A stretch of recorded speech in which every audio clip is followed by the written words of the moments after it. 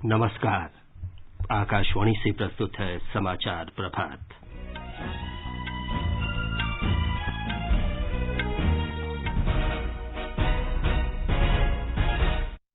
राजस्थान में उप मुख्यमंत्री सचिन पायलट के विद्रोह के बाद अशोक गहलोत के नेतृत्व वाली कांग्रेस सरकार संकट में। गृह मंत्री अमित शाह ने देश में कोविड के खिलाफ लड़ाई में सुरक्षा बलों के प्रयासों की सराहना की। उत्तर प्रदेश सरकार ने राज्य विश्वविद्यालयों के अगले शैक्षणिक सत्र को 1 अक्टूबर से शुरू करने के लिए दिशा निर्देश जारी किए। जम्मू कश्मीर प्रशासन ने पर्यटकों के आगमन के लिए दिशा निर्देश जारी किए। पर्यटन क्षेत्र कल से चरणबद्ध तरीके से शुरू होगा। और आयकर विभाग ने बैंकों से नकद निकासी के समय स्रोत पर आयकर कटौती की दरें सुनिश्चित करने के लिए नई व्यवस्था शुरू की। समाचार प्रभात में अपने सहयोगी सिद्धार्थ सिंह के साथ मैं विमलेंदु पांडे। राजस्थान में उप मुख्यमंत्री सचिन पायलट के विद्रोह के बाद अशोक गहलोत के नेतृत्व वाली कांग्रेस सरकार संकट में आ गई है। सचिन पायलट ने दावा किया है कि अशोक गहलोत सरकार अल्पमत में है क्योंकि 30 से भी अधिक कांग्रेसी विधायक उनके समर्थन में आ गए हैं। श्री पायलट ने कहा कि कुछ निर्दलीय विधायकों ने भी उन्हें समर्थन देने का वायदा किया है। उन्होंने कहा कि वे आज होने वाली कांग्रेस विधायक दल की बैठक में शामिल नहीं होंगे। पिछले 2 दिनों से श्री पायलट से संपर्क नहीं हो पा रहा था। सचिन पायलट के समर्थकों ने बताया कि वे दिल्ली में हैं और राजस्थान पुलिस की नोटिस को लेकर नाराज हैं।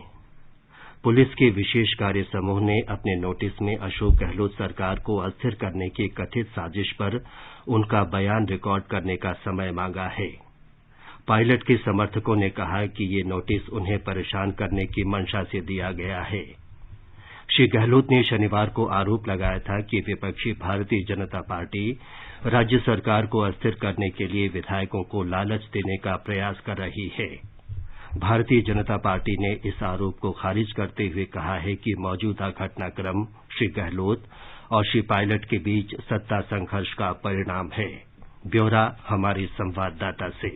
200 सदस्यीय विधानसभा में कांग्रेस के 107 विधायक हैं। उससे सीपीआईएम के 2, भारतीय ट्राइबल पार्टी के 2 तथा आरएलडी के 1 विधायक का भी समर्थन है। दूसरी ओर भारतीय जनता पार्टी के 72 विधायक हैं तथा उसे भारतीय लोकतांत्रिक पार्टी के 3 विधायकों का समर्थन प्राप्त है। सदन में 13 निर्दलीय विधायक हैं। हालांकि दोनों पार्टियों के विधायकों की संख्या में काफी अंतर है, लेकिन यदि 30 विधायक सचिन पायलट के साथ जाते हैं तो गहलोत सरकार के लिए मुश्किलें हो सकती है। हालांकि अभी तक श्री पायलट ने न तो कोई बयान दिया है और न ही उन्होंने कांग्रेस प्रदेश अध्यक्ष तथा पार्टी से इस्तीफा दिया है। इस लिहाज से राजस्थान के सत्ता समीकरण के लिए आज का दिन महत्वपूर्ण होगा। जितेंद्र द्विवेदी, आकाशवाणी समाचार, जयपुर। गृहमंत्री अमित शाह ने देश में कोविड के खिलाफ संघर्ष में सुरक्षा बलों के योगदान की सराहना की है। उन्होंने कहा कि सुरक्षा बलों ने ये सिद्ध कर दिया है कि वे सिर्फ आतंकवाद से लड़ना ही नहीं जानते, बल्कि लोगों की मदद के साथ महामारी से निपटना भी जानते हैं। आपने एक नया उदाहरण देश और दुनिया के सामने रखा है कि आप सिर्फ सुरक्षा की चिंता नहीं करते, आतंकवाद के खिलाफ सिर्फ लड़ना नहीं जानते, आप लोगों से कंधे से कंधा मिलाकर कोरोना के खिलाफ भी लड़ाई इतनी मुस्तैदी के साथ लड़ रहे हैं। गृहमंत्री ने कहा कि भारत सर्वाधिक जनसंख्या वाले देशों में से एक है। पहले हर कोई ये सोच रहा था कि भारत जैसा देश कोविड-19 से कैसे निपटेगा। इसको लेकर बड़ी आशंकाएं थी, लेकिन आज दुनिया देख रही कि हमारे यहाँ कोविड-19 के खिलाफ जो लड़ाई लड़ी गई वो विश्व की सफलतम लड़ाइयों में से एक है। कोरोना के खिलाफ समग्र विश्व में सफल से सफल जंग अगर कहीं लड़ी गई है तो अपने भारत के अंदर लड़ी गई है। प्रधानमंत्री जी के नेतृत्व में सरकार के साथ साथ 130 करोड़ की आबादी, सभी राज्य सरकारें और एक एक व्यक्ति लड़ा। एक जन, एक मन, एक राष्ट्र की सूत्र को चरितार्थ करते हुए इस जंग में आज हम अच्छे मकाम पर खड़े डटकर लड़ रहे हैं। कहीं डर का माहौल नहीं है। और मैं आज देश के गृह मंत्री के नाते बड़े गर्व के साथ कहना चाहता हूं कि भारत ये जो जंग लड़ रहा है इसमें हमारे सभी सुरक्षा बलों का भी बहुत बड़ा योगदान है।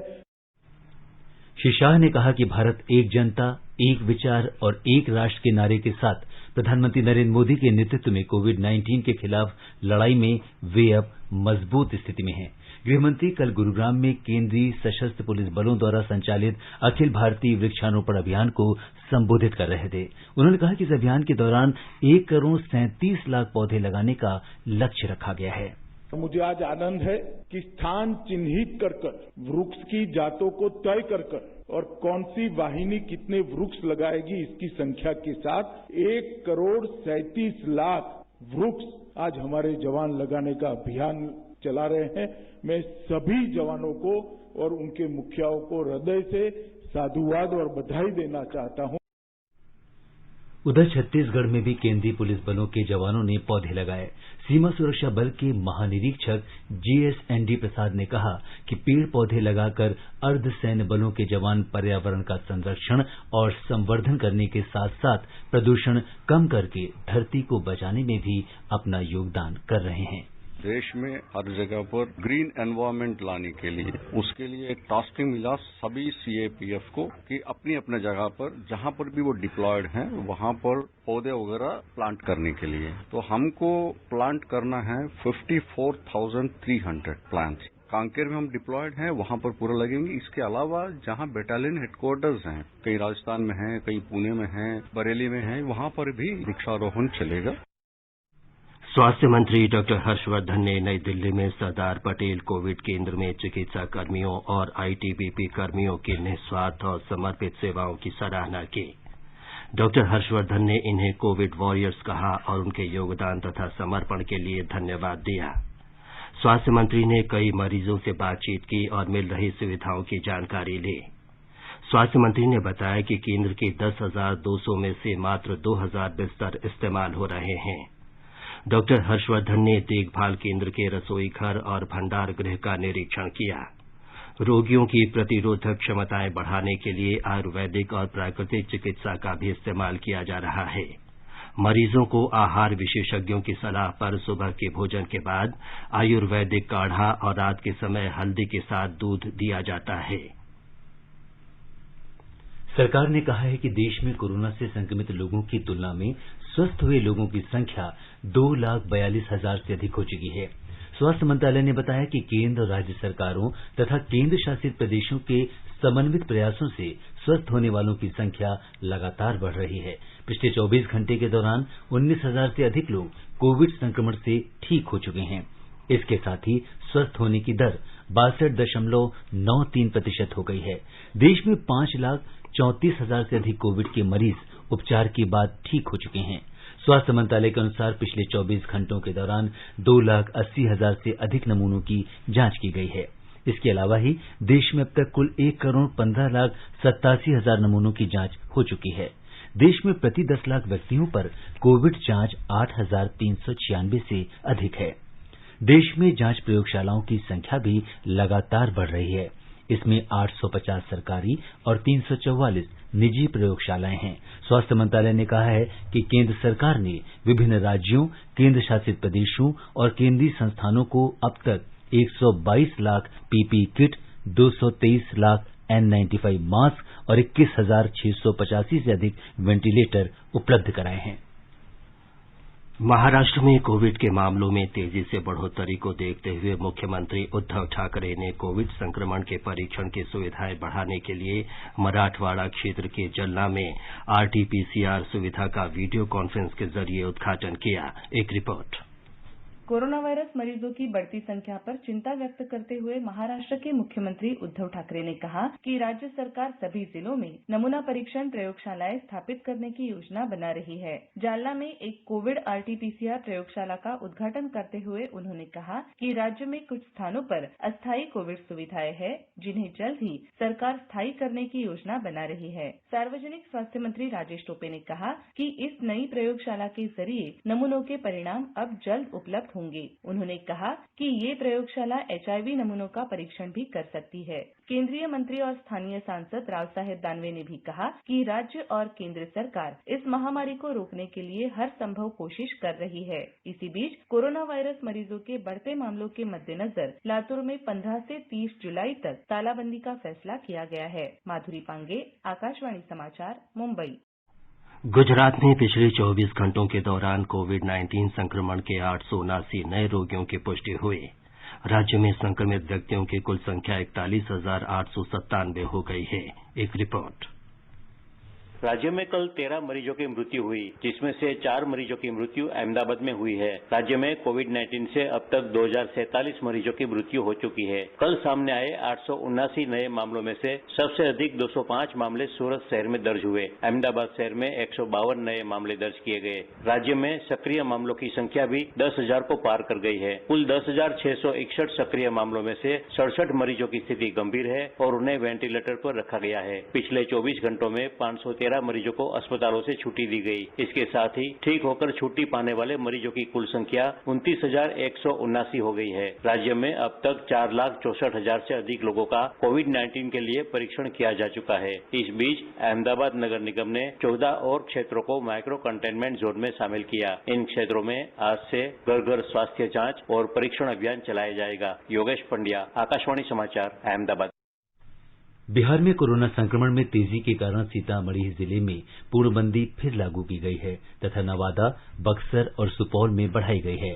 हमारे संवाददाता ने बताया कि अब राज्य के 19 जिलों में पूर्णबंदी लागू है। सीतामढ़ी में 20 जुलाई तक 8 दिनों के लिए आज से लॉकडाउन लागू कर दिया गया है। नवादा और सुपौल में 15 जुलाई तक, जबकि बक्सर में 17 जुलाई तक लॉकडाउन बढ़ा दिया गया है। मास्क नहीं पहनने वाले 25,000 से अधिक लोगों के ऊपर जुर्माना लगाया गया है। इस बीच राज्य में पॉजिटिव मामलों की संख्या बढ़कर 16,305 हो गई है। 11,953 मरीज स्वस्थ हो चुके हैं, जबकि 4,226 का इलाज विभिन्न अस्पतालों में चल रहा है। कोरोना के कारण अब तक 125 लोगों की मौत हो गई है। पटना एम्स में कोरोना वैक्सीन का मानवीय परीक्षण आज से शुरू किया जा रहा है। सभी को वैक्सीन की 2 डोज दी जाएगी। पहली डोज के 14 दिन के बाद दूसरी डोज दी जाएगी। इसके बाद इन सभी लोगों की जांच की जाएगी। आकाशवाणी समाचार के लिए पटना से कृष्ण कुमार लाल। उत्तर प्रदेश में 10 जुलाई की रात से लागू पूर्णबंदी आज सुबह समाप्त हो गई। इस अवधि में सभी बाजार, कार्यालय और अन्य गतिविधियां बंद रहीं। आज से बाजार और अन्य सरकारी प्रतिष्ठान अगले 5 दिन तक खुले रहेंगे और सप्ताहांत पर 2 दिन के लिए पूर्णबंदी फिर लागू होगी। जम्मू कश्मीर के श्रीनगर में कोरोना संक्रमण में तेजी से बढ़ोतरी के बाद 88 इलाकों में आवागमन और अन्य गतिविधियों पर पाबंदी लगाई गई है। इन क्षेत्रों को संक्रमण की दृष्टि से रेड जोन घोषित किया गया है। श्रीनगर के जिला मजिस्ट्रेट ने इन्हें सील करने के आदेश दिए हैं। इन इलाकों में कोरोना नियंत्रण क्षेत्र प्रबंधन दिशा निर्देश लागू किए जाएंगे। प्रशासन दिशा निर्देशों का कड़ाई से पालन कराने के लिए संक्रमित क्षेत्रों के प्रवेश और निकास स्थल पर कैमरे लगाने पर भी विचार कर रहा है। प्रत्येक क्षेत्र में चिकित्सा दल की तैनाती की जा रही है। दिशा निर्देशों का उल्लंघन करने पर आपदा प्रबंधन अधिनियम के तहत सख्त कार्रवाई की जाएगी। मास्क नहीं लगाने पर जुर्माने की राशि बढ़ाकर 1,000 रुपये और सुरक्षित दूरी का पालन नहीं करने पर 10,000 रुपये कर दी गई है। तमिलनाडु के मदुरई शहर में पूर्णबंदी और 2 दिन के लिए कल रात तक बढ़ा दी गई है।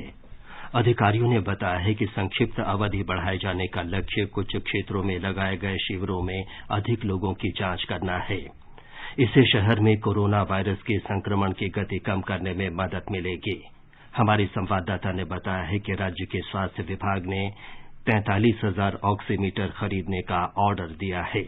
चिकित्सकों का कहना है कि फिंगर पल्स ऑक्सीमीटर कोविड-19 के रोगियों में रक्त ऑक्सीजन की निगरानी महत्वपूर्ण है। घर में अलग और कोविड देखभाल केंद्रों में हजारों सक्रिय रोगी हैं। चिकित्सकों का मानना है कि ऐसे रोगियों के अस्पतालों में विशेष देखभाल की आवश्यकता होती है। इसलिए राज्य स्वास्थ्य विभाग न केवल रोगियों के स्वास्थ्य की निगरानी के लिए बल्कि बुखार के लिए आने वाले संदिग्ध संक्रमण वाले लोगों की स्क्रीनिंग के लिए भी अधिक संख्या में तैनाती कर रहा है। चेन्नई, मदुरई और अन्य स्थानों पर शिविर आयोजित किए जा रहे हैं। चेन्नई से जयसिंह की रिपोर्ट के साथ समाचार कक्ष से धर्मेंद्र।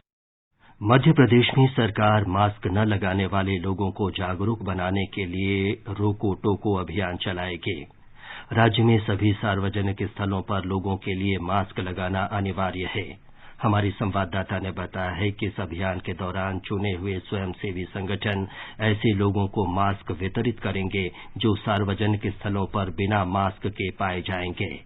राज्य सरकार की ओर से जारी दिशा निर्देशों में कहा गया है कि कलेक्टर इस कार्य के लिए जिले में बेहतर कार्य कर रहे स्वयंसेवी संगठनों का चयन करेंगे। चयन करते समय संगठन में उपलब्ध व्यक्तियों की संख्या, विश्वसनीयता और संगठन की कार्यक्षमता को भी ध्यान में रखा जाएगा। कलेक्टर चयनित संगठनों को मास्क के प्रचार प्रसार के लिए सार्वजनिक स्थलों पर जगह उपलब्ध कराएंगे। चयनित संगठनों को जीवन शक्ति योजना में निर्मित 100 मास्क दिए जाएंगे। मास्क की बिक्री होने पर संस्था संबंधित नगरीय निकाय के नोडल अधिकारी को 11 रुपए प्रति मास्क की दर से भुगतान करेगी। उधर मध्य प्रदेश में पिछले 24 घंटों में 431 नए मामले सामने आने के साथ ही कोविड-19 मामलों की संख्या बढ़कर 17,632 तक पहुंच गई है। वहीं राज्य में कोरोना संक्रमण से मरने वालों की संख्या भी 653 हो गई है। मध्य प्रदेश में कल अस्पतालों से कुल 197 व्यक्तियों को छुट्टी दी गई। इसके फलस्वरूप राज्य में अब तक 12,876 लोग स्वस्थ होकर अस्पतालों से घर आ चुके हैं। संजीव शर्मा, आकाशवाणी समाचार, भोपाल।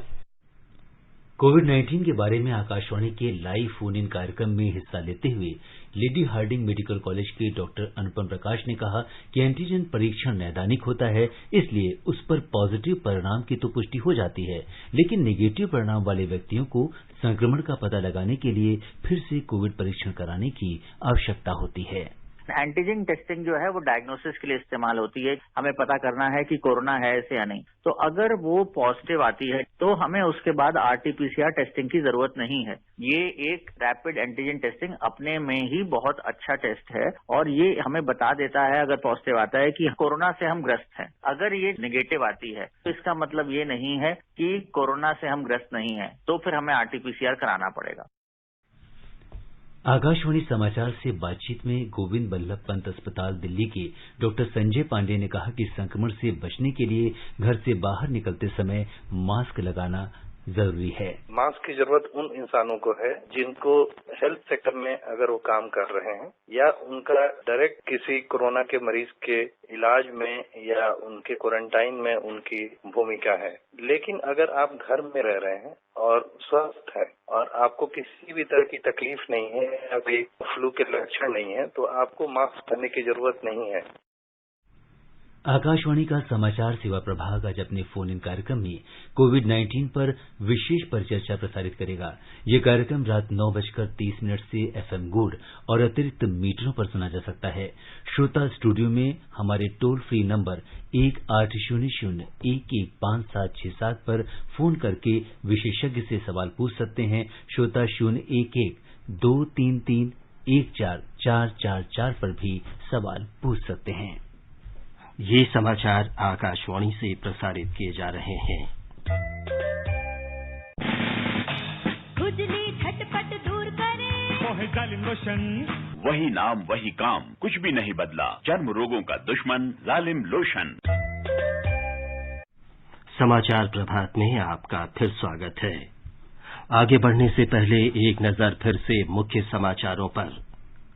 राजस्थान में उप मुख्यमंत्री सचिन पायलट के विद्रोह के बाद अशोक गहलोत के नेतृत्व वाली कांग्रेस सरकार संकट में। गृह मंत्री अमित शाह ने देश में कोविड के खिलाफ लड़ाई में सुरक्षा बलों के प्रयासों की सराहना की।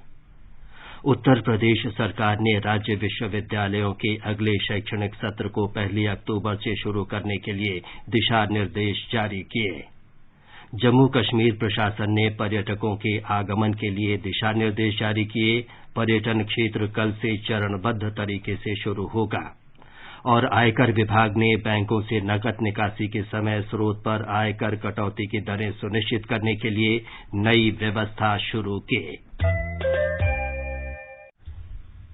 उत्तर प्रदेश सरकार ने राज्य विश्वविद्यालयों में अगले शैक्षिक सत्र की शुरुआत को लेकर दिशा निर्देश जारी कर दिए हैं। स्नातक स्तर की पहले साल की कक्षाएं 1 अक्टूबर से शुरू होंगी, जबकि स्नातकोत्तर स्तर की 1 नवंबर से प्रारंभ होंगी। हमारे संवाददाता की रिपोर्ट।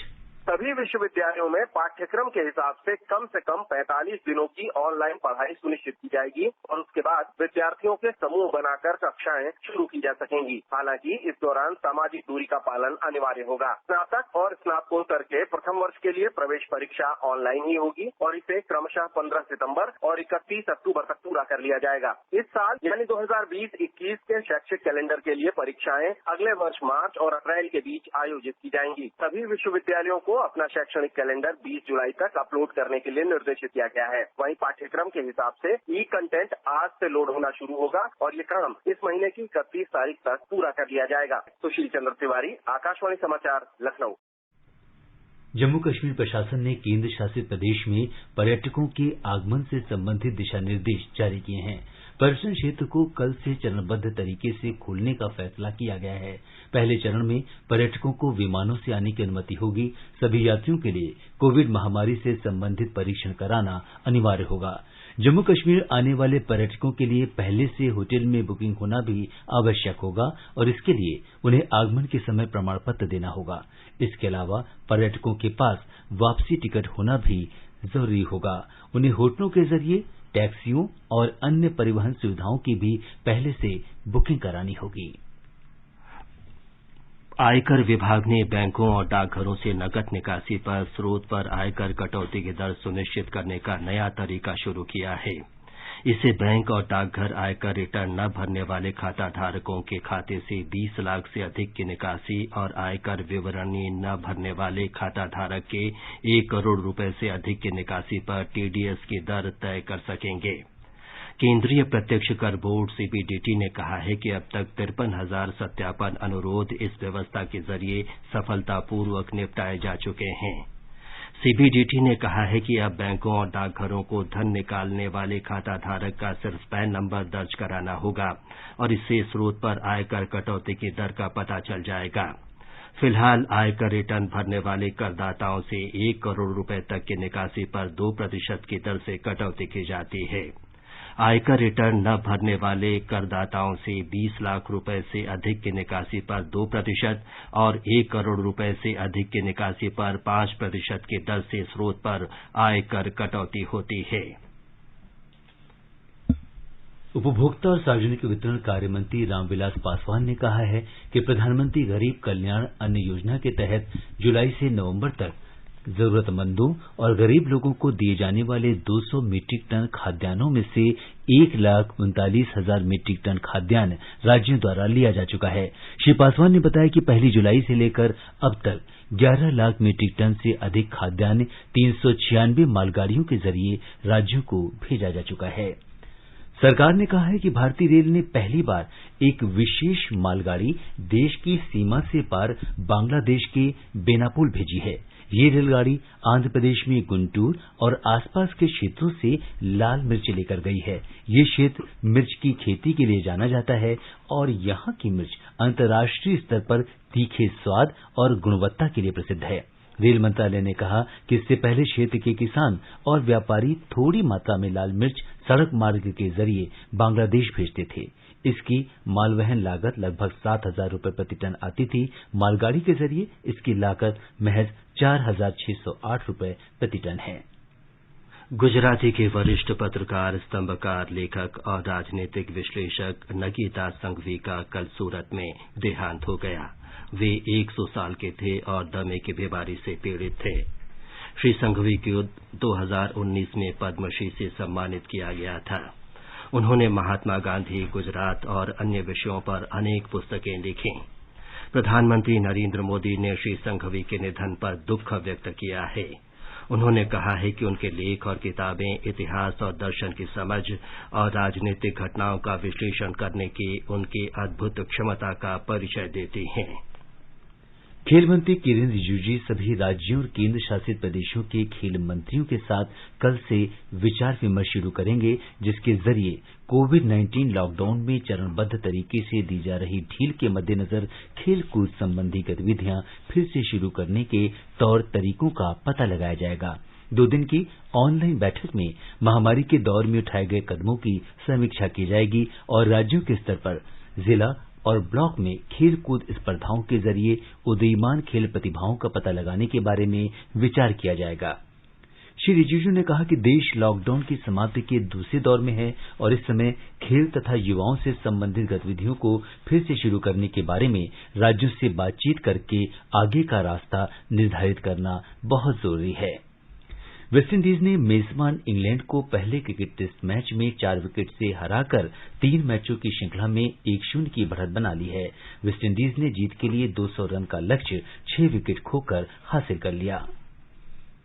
कोरोना संक्रमण के बाद ये पहला अंतर्राष्ट्रीय क्रिकेट टेस्ट मैच था।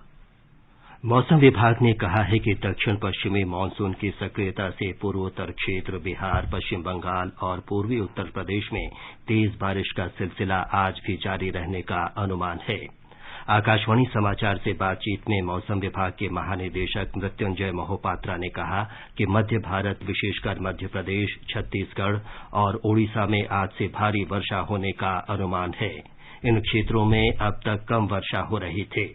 हमारा ये उम्मीद है कि बिहार, आसाम, मेघालय और south Himalayan, west Bengal, Sikkim में heavy to very heavy rainfall होने के साथ साथ आइसोलेटेड प्लेसेस में एक्सट्रीमली हेवी रेनफॉल हो सकता है और इसके बाद रेनफॉल इंटेंसिटी कम होता रहेगा, क्योंकि हमारा उम्मीद है कि जो मानसून ट्रॉफ जो फुटिल्स में है, जिसकी वजह से ऐसी हेवी रेन चल रहा है, वो मानसून ट्रॉफ धीरे धीरे साउथ की तरफ शिफ्ट होगा। तो 13 तारीख से धीरे धीरे जो सेंट्रल इंडिया में बारिश कम हुआ है, वहाँ फिर बारिश बढ़ने लगेगा। और अब एक नजर देश भर में आज के मौसम के पूर्वानुमान पर। राष्ट्रीय राजधानी दिल्ली में बादल छाए रहने और हल्की वर्षा होने की संभावना है। न्यूनतम तापमान 24 डिग्री सेल्सियस रिकॉर्ड किया गया। अधिकतम 36 डिग्री सेल्सियस रहने का अनुमान है। मुंबई में भी बादल छाए रहेंगे और मध्यम बारिश हो सकती है। न्यूनतम तापमान 26 डिग्री सेल्सियस रहा और अधिकतम 34 डिग्री सेल्सियस तक जा सकता है। चेन्नई में बादल छाए रहने और हल्की वर्षा होने की संभावना है। तापमान 26 और 37 डिग्री सेल्सियस के बीच रहने के आसार हैं। कोलकाता में आंशिक रूप से बादल छाए रहेंगी और 1-2 बार वर्षा होने या गरज के साथ बौछारें पड़ने की संभावना है। तापमान 27 और 35 डिग्री सेल्सियस के बीच रहेगा। केंद्र शासित प्रदेश जम्मू कश्मीर के जम्मू में न्यूनतम तापमान 23 डिग्री सेल्सियस दर्ज किया गया। अधिकतम 36 डिग्री सेल्सियस रहने की उम्मीद है। श्रीनगर में न्यूनतम तापमान 16 और अधिकतम 31 डिग्री सेल्सियस रहने का अनुमान है। गिलगित में न्यूनतम तापमान 18 डिग्री सेल्सियस रिकॉर्ड किया गया, जबकि अधिकतम तापमान करीब 32 डिग्री सेल्सियस तक रहने का अनुमान है। मुजफ्फराबाद में तीसरे पहर या शाम के समय आंशिक रूप से बादल घिराने की संभावना है। न्यूनतम तापमान 19 डिग्री सेल्सियस रिकॉर्ड किया गया, जबकि अधिकतम 36 डिग्री सेल्सियस के आसपास रहेगा। समाचार कक्ष से मैं आशा निवेदी। ये समाचार हमारी वेबसाइट news.air.com/hindi पर भी उपलब्ध हैं। और सिद्धार्थ, आप बताएं आज के समाचार पत्रों में क्या खास है? जी हाँ विमलेंदु, अगर आज के समाचार पत्रों की सुर्खियों पर एक नजर डालें तो राजस्थान में राजनीतिक संकट अखबारों की बड़ी खबर है। जनसत्ता की सुर्खी है, राजस्थान में पायलट की बागी उड़ान, गहराया संकट। करीबी विधायकों के साथ दिल्ली पहुंचे पायलट, कांग्रेस ने कहा सरकार को कोई खतरा नहीं। अमर उजाला की सुर्खी है, उत्तर प्रदेश के बिकरू कांड और मुठभेड़ की न्यायिक आयोग जांच करेगा। कुख्यात अपराधी विकास दुबे और पुलिसकर्मियों के रिश्तों की भी जांच करेगा आयोग, 2 माह में रिपोर्ट। दैनिक जागरण की सुर्खी है, भारत यूरोपीय देशों और ब्रिटेन से तत्काल मुक्त व्यापार समझौते के पक्ष में, चीन छोड़ने वाली विदेशी कंपनियों को भारत लाने की नई कवायद। यूरोपीय बाजार में भारत के कई उत्पादों का बढ़ जाएगा निर्यात। पत्र का कहना है, पूर्वांचल से ड्रैगन भागा, मजबूत हुआ देसी धागा। 7 चीनी कंपनियों की धागा आपूर्ति पूरी तरह बंद। कालीन के लिए अब कर्नाटक और तमिलनाडु से आ रहा धागा। नवभारत टाइम्स लिखता है, मुंबई आतंकी हमले का सरगना हाफिज सईद सहित कई आतंकियों के खाते पाकिस्तान में फिर चालू। अंत में मुख्य समाचार एक बार फिर। राजस्थान में उप मुख्यमंत्री सचिन पायलट के विद्रोह के बाद अशोक गहलोत के नेतृत्व वाली कांग्रेस सरकार संकट में। गृह मंत्री अमित शाह ने देश में कोविड के खिलाफ लड़ाई में सुरक्षा बलों के प्रयासों की सराहना की। उत्तर प्रदेश सरकार ने राज्य विश्वविद्यालयों के अगले शैक्षणिक सत्र को 1 अक्टूबर से शुरू करने के लिए दिशा निर्देश जारी किए। जम्मू कश्मीर प्रशासन ने पर्यटकों के आगमन के लिए दिशा निर्देश जारी किए। पर्यटन क्षेत्र कल से चरणबद्ध तरीके से खुलेगा। और आयकर विभाग ने बैंकों से नकद निकासी के समय स्रोत पर आयकर कटौती की दरें सुनिश्चित करने के लिए नई व्यवस्था शुरू की। इसके साथ ही समाचार प्रभात का ये अंक समाप्त हुआ। नमस्कार।